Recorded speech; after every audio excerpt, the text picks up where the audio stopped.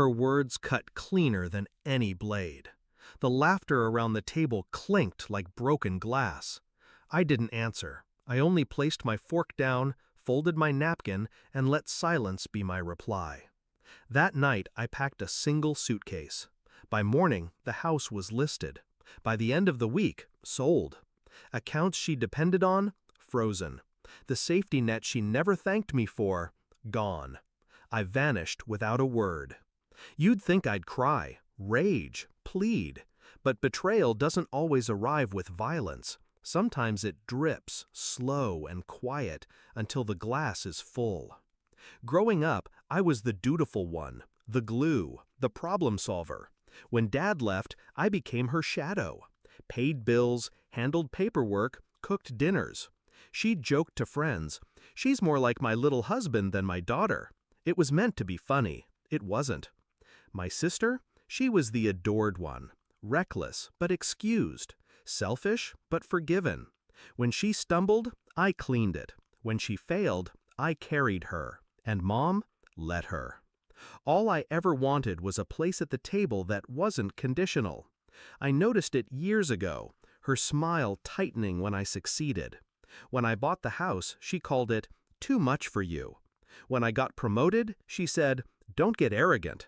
Still, I thought she loved me, until her birthday.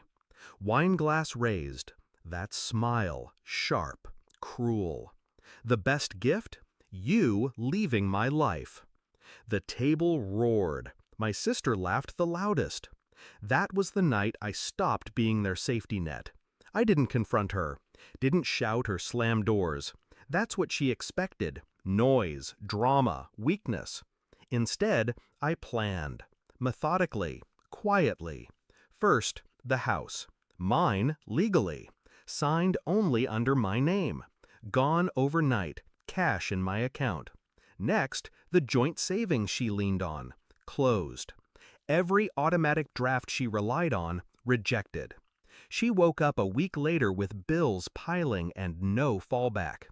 I rented a small apartment 2 towns over. Bare walls. Silence. Peace. No one knew. I cut ties clean. But then the calls started. Unfamiliar numbers. Voicemails I didn't answer.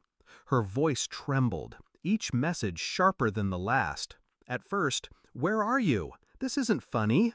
Then, "Your sister can't pay the mortgage. I told her you'd help."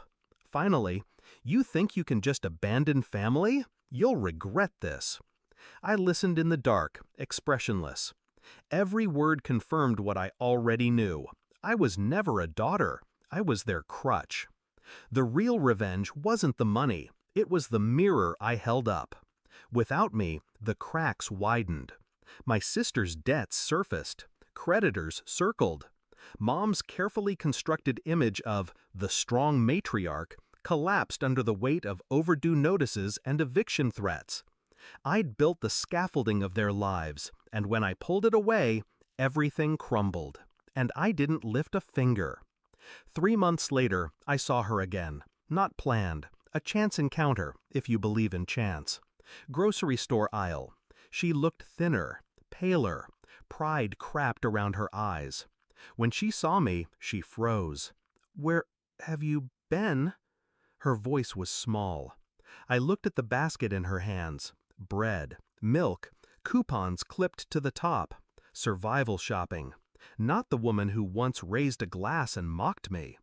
I didn't answer, just tilted my head, calm, unreadable. Her lips trembled.